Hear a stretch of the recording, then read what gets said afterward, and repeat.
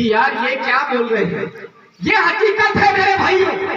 ये धर्म, जितने भी धर्म की पूजा पद्धतियां आज की तारीख में हमारे इस क्षेत्र में चल रही है, ये पूजा पद्धतियां यहाँ पर आई नहीं थी, उससे पहले आदिवासी है और आदिवासियों की अपनी एक अलग पूजा पद्धति है, अपनी एक परंपरा है, अपना एक रीति रिवाज है, अपनी एक कुल मुतई है, अपने एक कुल देवता है, अपना एक कुल वृक्ष है, टोटम है, जिनको आज हम लोग भूल चुके हैं।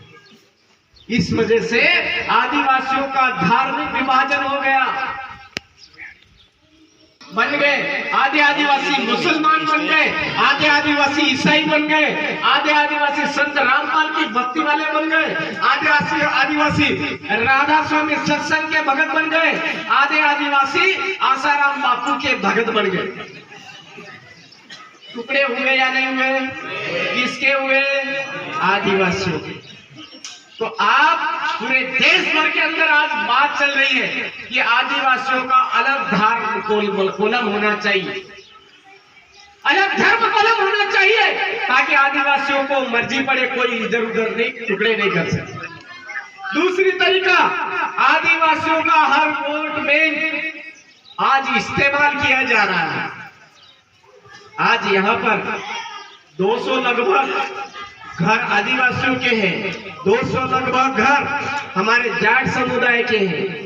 एक जगह इस तरह भाईचारे के साथ में रह रहे लोगों के बीच में एक जहर घोलने का काम कौन कर रहा है? राजनीति कर रही है। कौन सी राजनीति? जिसको आप, मैं किसी पार्टी विशेष का नाम नहीं लेना चाहूंगा, लेकिन समझ जाओगे।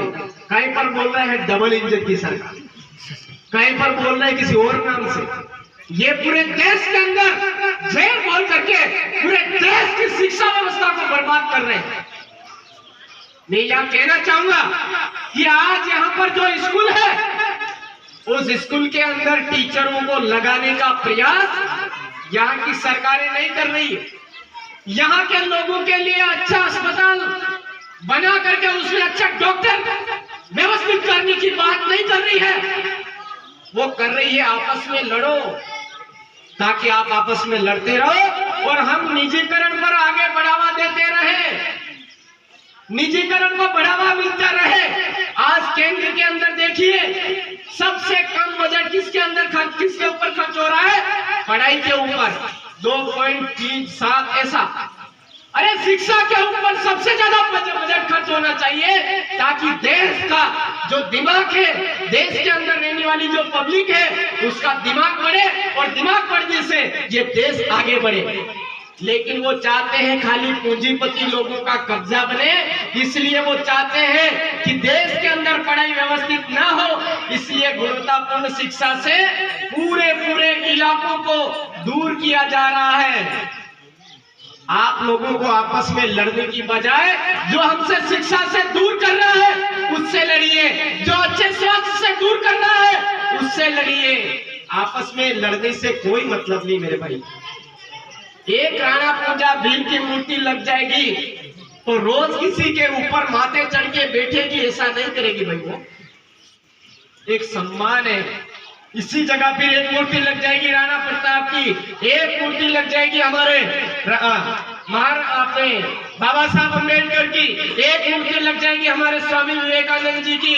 तो इस देश के अंदर अगर कोई घूमता हमारे हरवर के अंदर आएगा तो बोलेगा यहाँ के सरपंच साहब सामाजिक समरसता वाले निकले। देखो यहाँ पे बाबा साहब अम्बेडकर की भी मूर्ति लगी हुई है, राणा पूजा भीम की भी मूर्ति लगी हुई है, यहाँ पर महाराणा प्रताप की भी लगी हुई है। तो वो बोलेंगे यहाँ के सरपंच साहब सबसे ज्यादा सामाजिक समरसता वाले हैं, देश प्रेमी है और देश को आगे बढ़ाने वाले हैं, ऐसा कहेंगे। आज ये वीडियो पूरे देश के अंदर गया तो क्या मैसेज गया? क्या मैसेज गया? हरवर गांव की बदनामी हुई या अच्छा ही पड़ी है? हरवर गांव की बदनामी हुई या अच्छा ही पड़ी मेरे भाइयों? मुझे पता है सभी समाज समुदाय सुन रहा है। हमारे हरवर गांव की बदनामी हुई, हमारे हरवर ग्राम पंचायत की बदनामी हुई, इसका मतलब हम सबकी बदनामी हुई या नहीं हुई है? तो इस तरह के जो असामाजिक तत्व है उनको समझाना चाहिए, नहीं समझाना चाहिए? समझाना चाहिए। ये हम सबकी जिम्मेदारी है, सभी समुदाय की जिम्मेदारी है। तो आने वाले समय में शासन प्रशासन सभी मिलकर के इस तरह की घटनाएं हमारे नीमच जिले के अंदर बहुत ज्यादा हो रही है, पूरा नीमच जिला बदनाम हो रहा पूरे देश के अंदर, ये बहुत बड़ी गलत बात है। हमारे देश की बदनामी, गांव की बदनामी बाहर जाकर के, सोशल मीडिया का जमाना है, सोशल मीडिया के जरिए विदेशों के अंदर हमारी छवि जा रही है, वो खराब जा रही है। तो जो होता है वो इस तरह की बगावत नहीं करता है। मैंने पहले ही बोला है नपुंसक इसलिए बोला था। तो मैं आपको अवगत करवाना चाहूंगा, ये लड़ाइयां लड़नी है तो गुणवत्तापूर्ण शिक्षा को हमारे यहाँ पर ज्यादा से ज्यादा लाने के लिए लड़िए। लड़ाइयां लड़नी है, अच्छा स्वास्थ्य हमारे यहाँ पर कितना मजबूती से है उसके लिए लड़िए। लड़ाइयां लड़नी है तो हमारे यहाँ पर यह आरसीसी रोड बननी चाहिए, गली गली में हमारी अच्छी व्यवस्था होनी चाहिए, पानी की व्यवस्था होनी चाहिए, इसलिए हमको लड़ाइयां लड़नी है। ये सामाजिक समरसता बिगाड़ने वाली लड़ाइयां हमको नहीं लड़नी है। ये चीज हमको समझने की जरूरत है। तो आपस में लड़वा करके कुछ पूंजीपति लोग रेलवे को अपने कब्जे में ले रहे हैं, मोबाइल कंपनियों को अपने कब्जे में ले रहे हैं, देश को लूट करके पूरे देश को अपने कब्जे में लेने की कोशिश कर रहे हैं। इसलिए हम सबको मिलकर के वो जो ऐसे नालायक लोग हैं उनके खिलाफ हमको मोर्चा खड़ा करके लड़ने की जरूरत है। कोई भी सामाजिक कार्य ना हो ऐसी भी आशा करता हो, और पूरे समुदाय से ये निवेदन करना चाहता हूँ, यहाँ पर जितने भी क्षेत्र के लोग हैं, कि ये जो मामला है राणा पूजा भील मूर्ति वाला, आप सब मिलकर के इस मूर्ति को लगाइए। अगली मूर्ति हमारे महाराणा प्रताप की भी लगेगी, अगली मूर्ति हमारे विवेकानंद जी की भी लगेगी, अगली मूर्ति हमारे बाबा साहब अम्बेडकर जी की भी लगेगी, और उसके अंदर हम सब मिलकर के खुशी खुशी लगाएंगे, लेकिन इस तरह का असामाजिक काम मत करिए। तीसरी बात, हमारे इस इलाके के अंदर अगला काम और क्या किया जा रहा है? आदिवासियों को खत्म करने के लिए संगठन बनाए जा रहे हैं। अगर अलग अलग तरह के आप संगठन में बिखरे पड़े हो तो ये कहना चाहूंगा कि संगठनों में हम करने की जरूरत नहीं है। हम सबको एक जादम पर आकर के हमारे समुदाय के जो भी गलत काम हो रहे हैं उनके ऊपर पाबंदी लगाने की जरूरत है। आप जितने भी भाई हो, मैं किसी को कमजोर नहीं कह रहा हूं, आप ऐसा नहीं भड़के, लेकिन मैं दाद देना चाहूंगा